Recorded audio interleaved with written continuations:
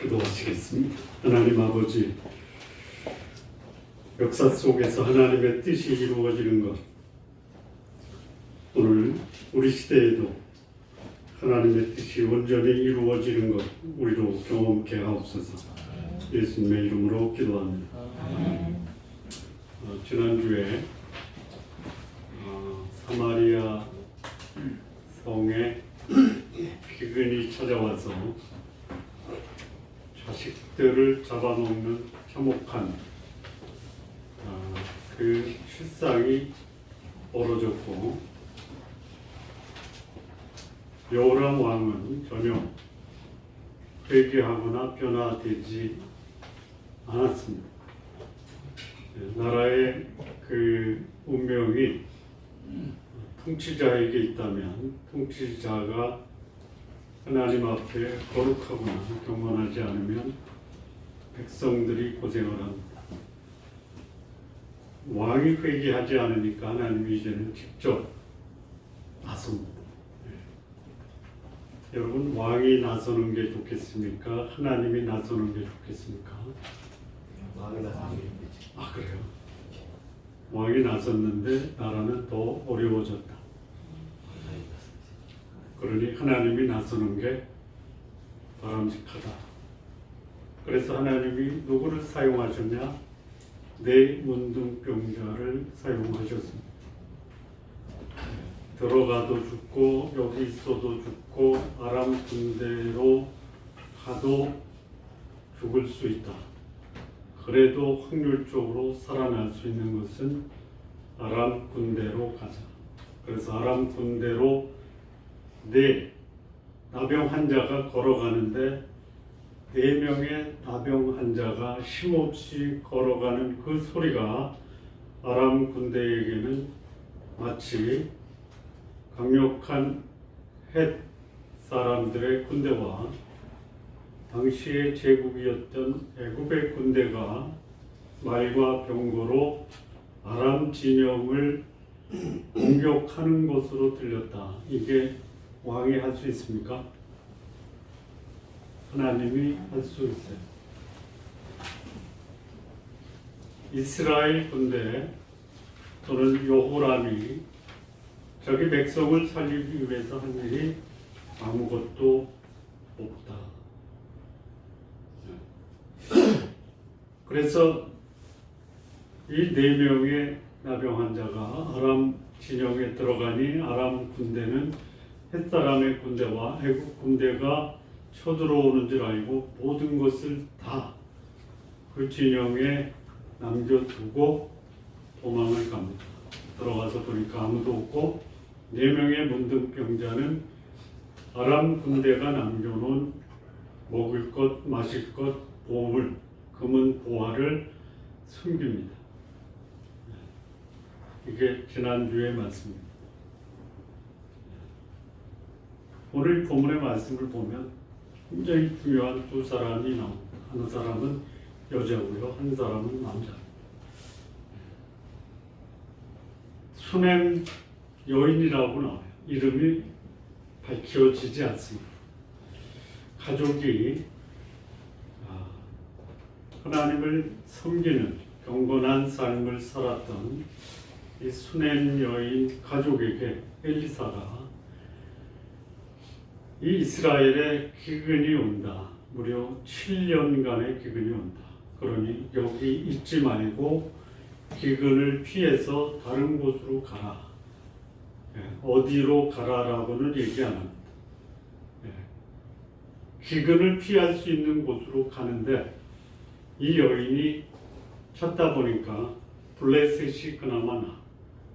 블레셋은 평야고 바닷가에 가깝기 때문에 그래도 가뭄으로부터는 피할 수 있는 곳이다라고 판단이 돼서 블레셋 지역에 가서 7년을 머물다가 이제 이스라엘의 가뭄이 거치고 있다라는 소식을 듣고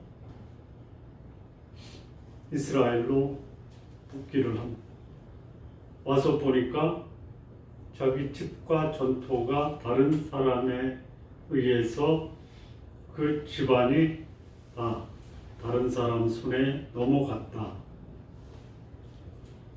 것입니다. 그래서 와서 정착을 하려고 하니 남편이 나서야 돼요? 아내가 나서야 돼요? 네?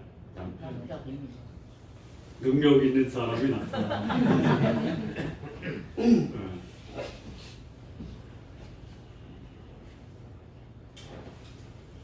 가뭄이 들어서 블레셋에 가 있을 동안은 남편이 있다가 거기서 세상을 떠나지 않았나. 왜냐하면 이 아이를 낳을 때 남편이 나이가 많았다라고 하거든요. 그래서 이 아이 하나를 데리고 이제 고향으로 돌아오는데 이 집과 전토가 다 다른 사람에게 넘어간 거예요. 그래서 이 여인이 자기 아이를 데리고 왕께 나와서 호소하려고 나옵니다. 근데 그때 아주 우연하게요, 또는 공교롭게 여호람, 이스라엘의 왕 여호람 왕이 엘리사의 신하, 몸종 또는 사환을 불러서 엘리사가 그간에 한 큰 일이 뭔지 좀 말해달라 하니까 이 엘리사의 사한 게하시가 전에 엘리사가 수넴 지역을 가는 도중에 그 지역에 있는 한 여인이 엘리사를 잘 대접을 했는데 그 집안에 아이가 없어서 엘리사가 그 여인에게 내년 이맘때에 아이가 있으리라 하고 그 아이가 다음 해에 태어났는데 공교롭게 얼마 안 있다가 이 아이가 죽었습니다. 그런데 엘리사가 한 큰 일이 뭐냐면 그 죽은 아이, 그 아이를 살렸습니다. 그리고 그 시간에 맞춰서 누가 오냐면 그 수넴 여인과 그 아들이 여호람 왕과 게하시가 대화하는 그 자리에, 그 지역에, 아니면 그 공간에 딱 찾아온 거예요.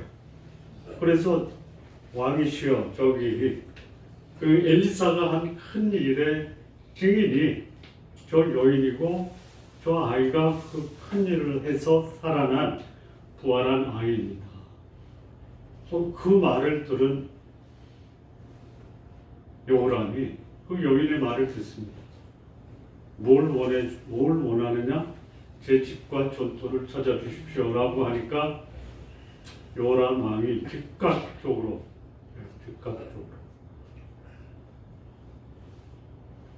반응을 보입니다. 그 반응이 뭐냐면 소위 요즘 말로 말하면 태스크포스를 구성하라. 전담반을 구성해서 그 여인이 7년 동안 여기다 두고 간 집과 전토에서 나온 것을 다 여인에게 돌려주라. 자, 왕에게 요청해서 왕이 감동되면 즉각적으로 응답하죠. 하나님께 기도하면 즉각적으로 응답하십니까? 안 해요? 때때로 마시고. 안 해요? 때때로. 그럼 우리는 왕을 믿어야지 하나님을 믿어요?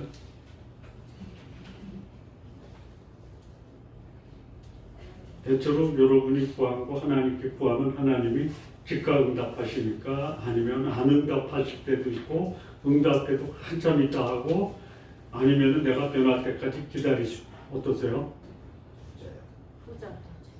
부자? 세 가지 얘기했는데 어떤 게 부자예요? 1번은 아니고, 에? 기다리게 했다가 어느 정도 이제는 되겠다라고 할 때 응답하시죠. 왕은 어떻게 응답해요? 즉각. 왕한테 가세요. 왕이 할 수 있는 일을 할 때는 왕한테 가는데, 왕이 못하는 거는 누구한테 가야 돼요? 그리고 그것이 내가 원든 원치 않든 그게 나에게 주어지면 그것은 하나님의 뜻으로 받아들여라.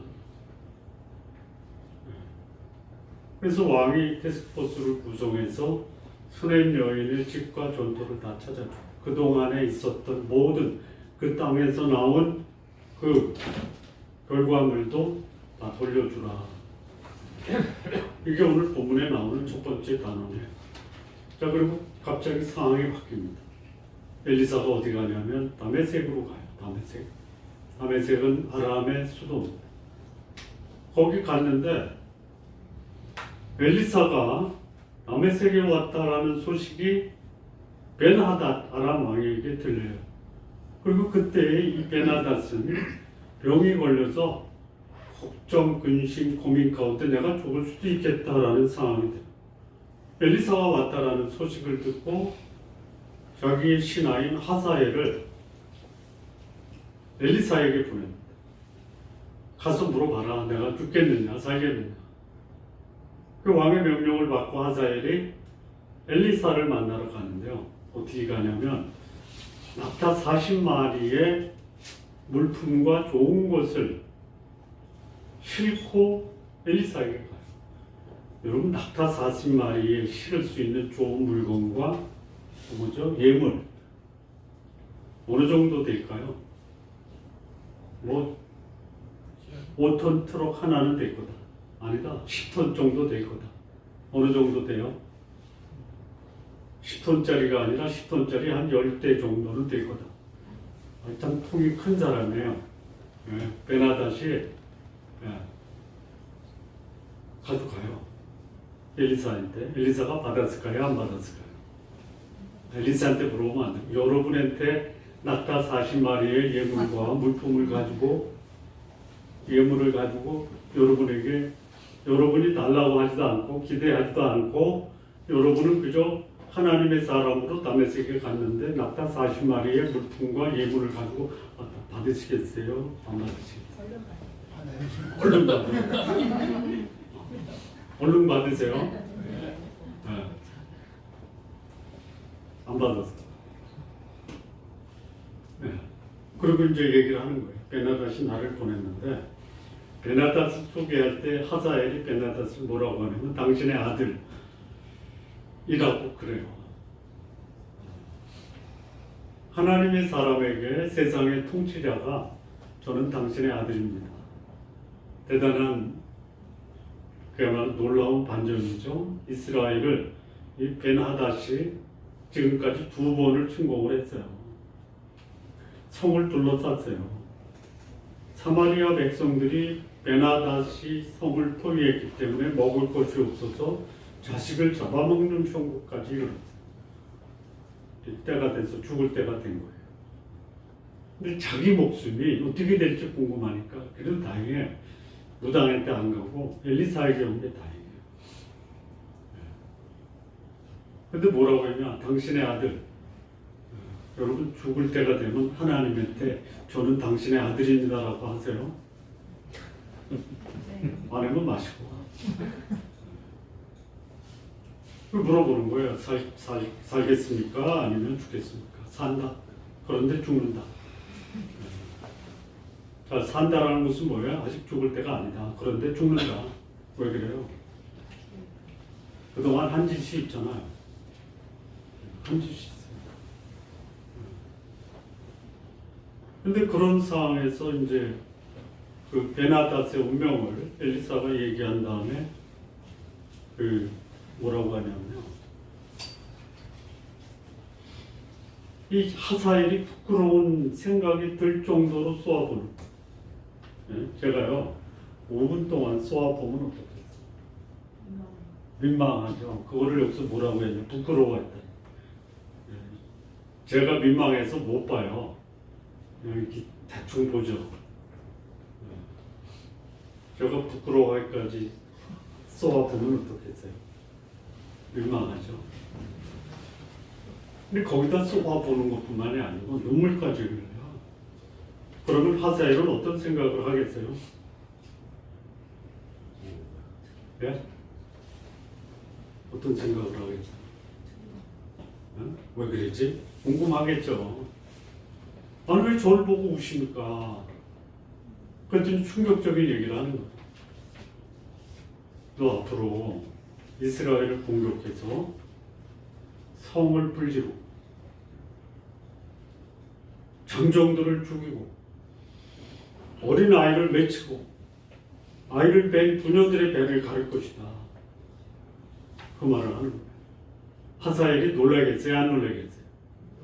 왜 놀래요? 왜 놀래요? 왜 놀래냐면요. 어떻게 알았지? 이겁니다. 에? 자기 숨기고 있는 내면에 그 잔인함이 드러난 거야. 그랬더니 하사엘이 이실직고 하죠. 저는 뭐라고요?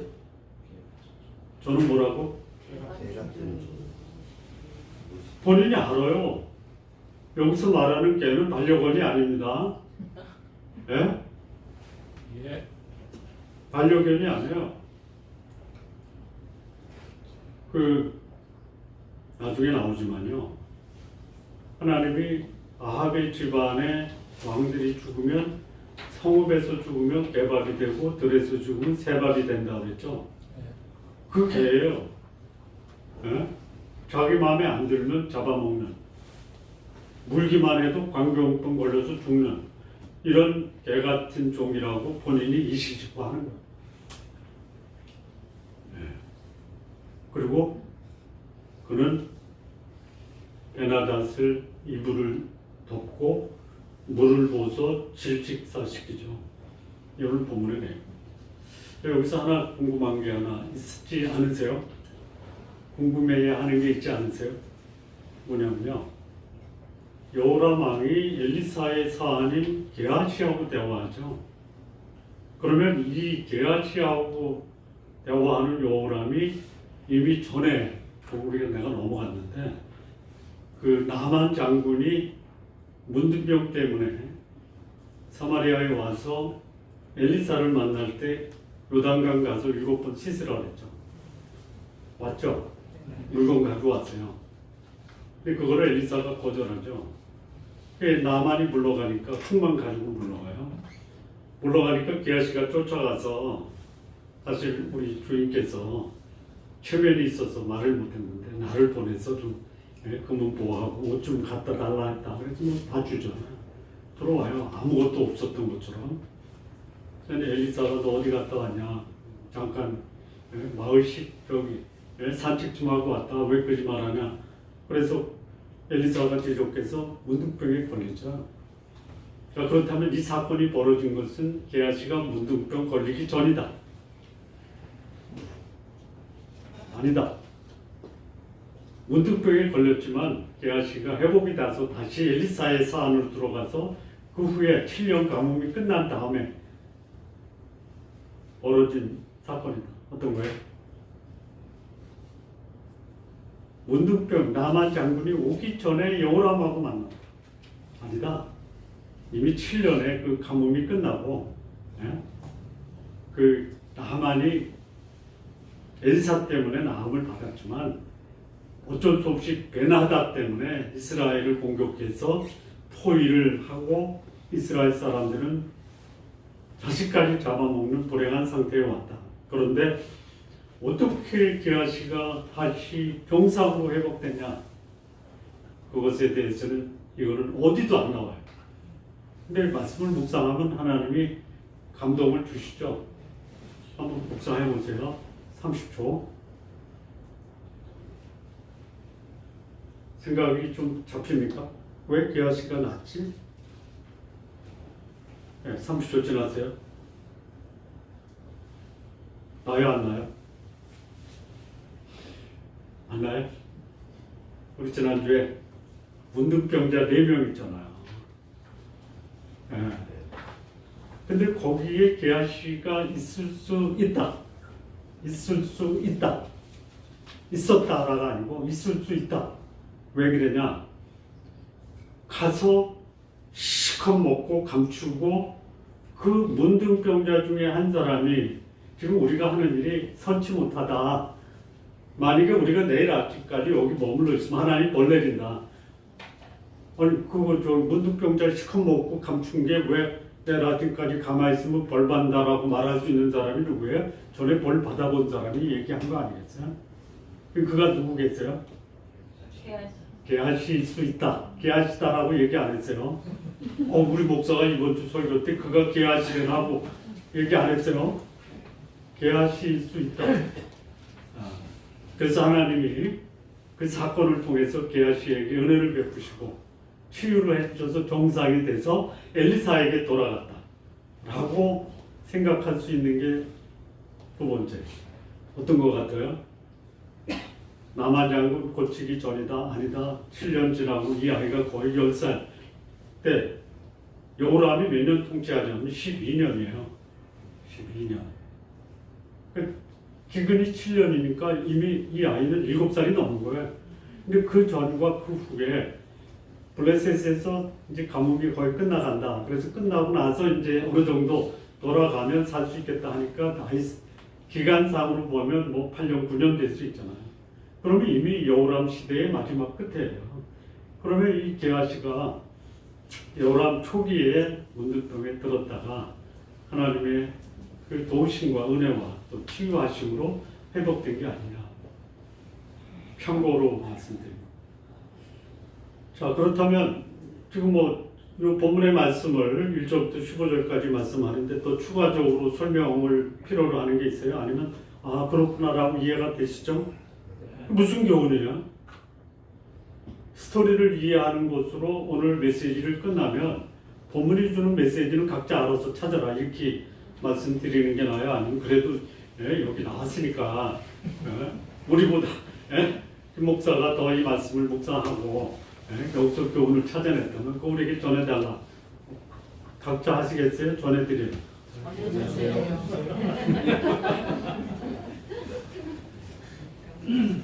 자, 이 수냄 여인을 통해서 하나님이 우리에게 주시는 교훈이 뭐냐? 좋은 나무는 아름다운 열매를 맺는다.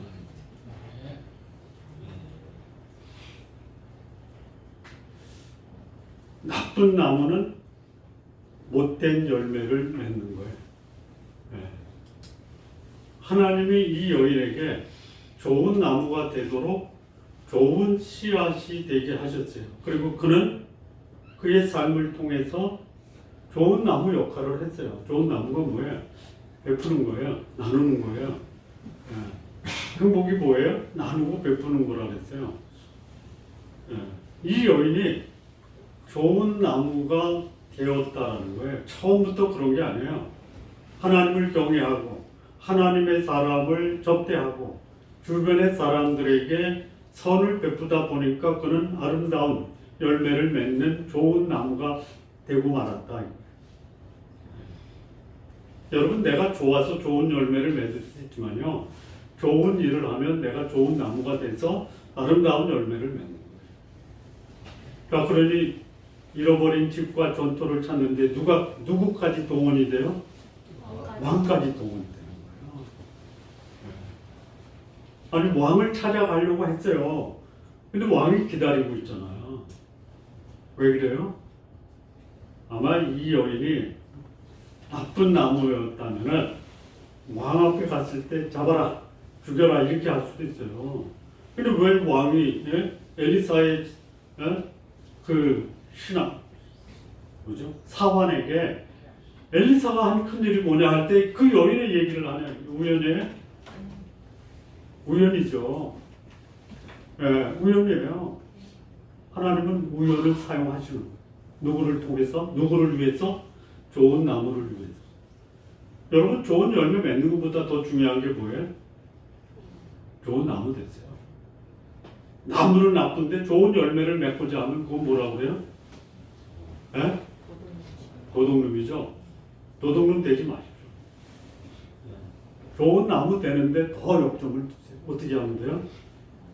선하고, 거룩하고, 경건하고, 나누고 베푸는 게 좋은 나무예요. 여러분, 포도나무에서 맺힌 포도가 포도를 위해서 존재합니까? 포도나무를 위해서 존재해?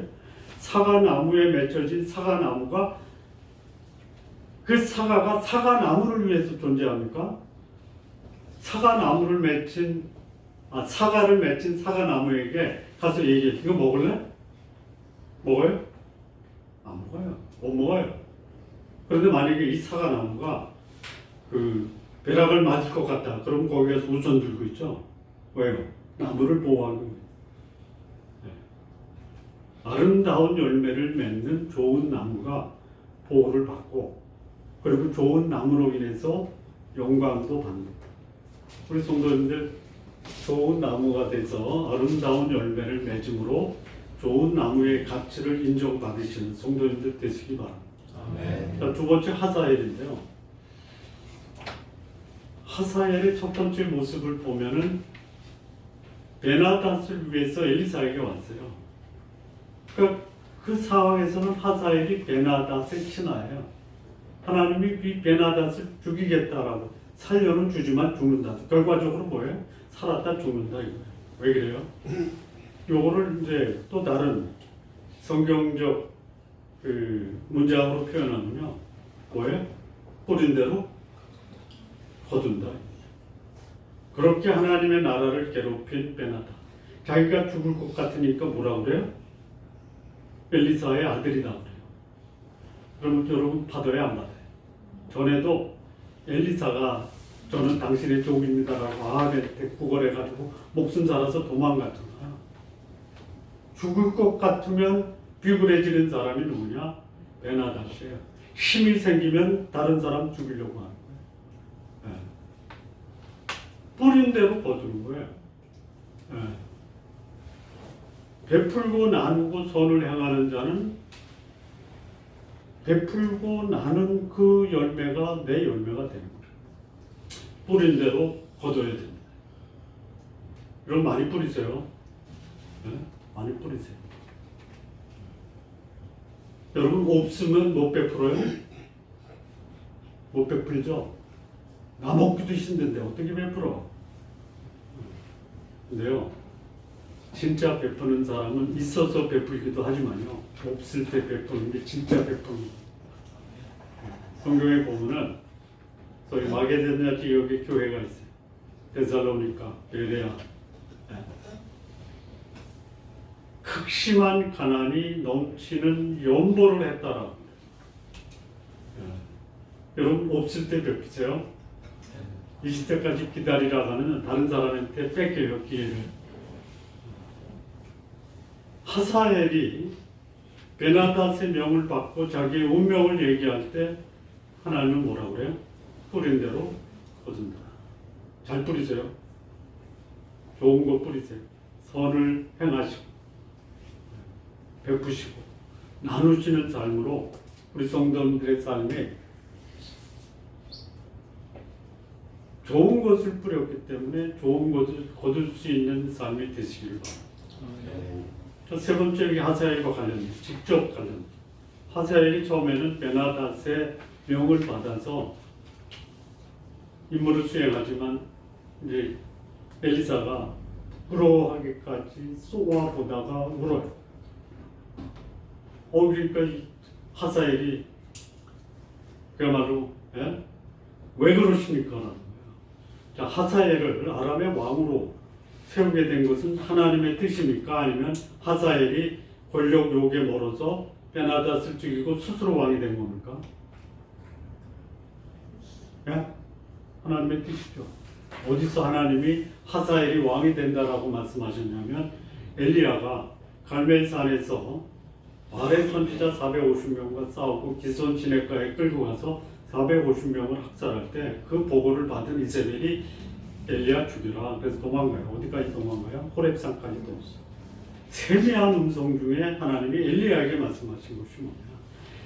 아합의 집안이 하사엘한테 죽고 하사엘이 죽이지 못한 남은 가족은 예후가 죽이지 못하고 남은 가족은 엘리야가 죽일 것이다. 근데 엘리야는 전혀 손도 못 대죠. 그래서 하사엘이 베나닷을 죽이고 아람의 왕이 된 것은 하나님의 뜻이에요. 여기서도 엘리사가 하사엘한테 그러죠. 왕이 될 것이다. 거기 기름 부었다라는 표현은 없는데 왕이 될 것이다 하고 가져간 기름을 부을 수도 있겠다. 그런데 이 하사엘의 역할이 뭐예요? 이스라엘의 성읍을 불사르고 장정을 죽이고 어린아이를 맺히고 아이벤 부녀들의 배를 가르고, 이게 하나님의 기름을 부음받은 아람의 왕이 하는 짓이에요. 그러니 그 모습을 엘리사가 본 거예요. 믿으면 이 하사엘은 이런 놈이로구나. 어떤 놈? 하사엘이 자기 입으로 얘기했잖아. 어떤 놈? 개 같은 어떤 놈? 개 같은 크게 얘기해, 크게 한 목소리. 어떤 놈? 개 같은 예, 아니 여기 나온 대로 하자고요. 예? 개 같은 놈이에요. 예, 그것까지 본 거예요, 이사가. 개 같은 놈. 저거 왕 시켜놓으면 선정을 베푸는 놈이 아니라 개 같은 왕이 되는 거예요. 예. 자, 하사엘이 주는 교훈이 뭐예요? 하사엘이 살았던 아람의 문화가 뭐예요? 예? 개 같은 문화예요. 베나다시 어떤 놈이에요? 개 같은 놈이니까 그 밑에서 누가 나와요? 개 같은 내가 뭐 성경에 없는 거 얘기하나? 제가 개 같은 놈 막 얘기하니까요. 목사님 드디어 인간 나와줬습니다 라고 그러더라고요. 누가? 콩 심은데 뭐가 나요? 파 심으면 뭐가 나요? 그거예요 이게. 아람의 문화가 개문화예요, 개문화. 예. 사람을 물어서 죽게 하는 문화예요. 그러니 자기가 모시는 임금까지도 신하가 가서 죽여. 이제 낫다라고 하니까 그 베나다시 기분이 좋았던 것 같아요. 하사엘이 들어옵니다 하니까 들어와. 좋은 소식을 갖고 왔는데 오늘 뭐 좋은 소식 없냐 그랬더니 이불을 뒤집으시고 물을 벗어 질식사시키는. 그게 무슨 문화예요? 대문화예요. 그러니 그런 문화에서 권력을 잡은들, 하나님에 의해서 기름을 부음을 받은들, 그가 거룩하고 경건하겠어요? 여러분, 한 사람의 인격이 하루아침에 바뀌어요? 예? 바뀔 수 있어요. 하나님의 감동과 성령의 감동을 받으면 바뀔 수 있어요. 누가 안 바꾸는 거예요? 예? 누가 안 바꿔? 내가 안 바꾸는 거예요. 내가 안 바꿔. 이런 사람 있어요. 예? 다른 사람에게 역사하신 하나님이 이렇게 역사하십니다 하는 그런 간증을 들으면 아멘 하는데, 당신에게도 그런 일이 있을 것입니다 하면은 나는 아니야. 다른 사람에게 역사하신 하나님의 은혜가 나한테는 역사 안 하세요? 역사 안 하는 이유가 뭐예요? 예? 내가 받아들이지 않는 거예요. 예. 여러분에게 하나님의 은혜와 성령의 역사가 임하셔서 다른 사람은 10년 걸려도 나는 하루아침에 바뀌겠다라는 그런 믿음으로 사시기 바랍니다. 예. 아멘 좀 해. 아멘. 여기 분들 많이 저기 빨간 모자한테 얘기해. 그거라고 안 해. 혼자 아멘 하면. 아멘.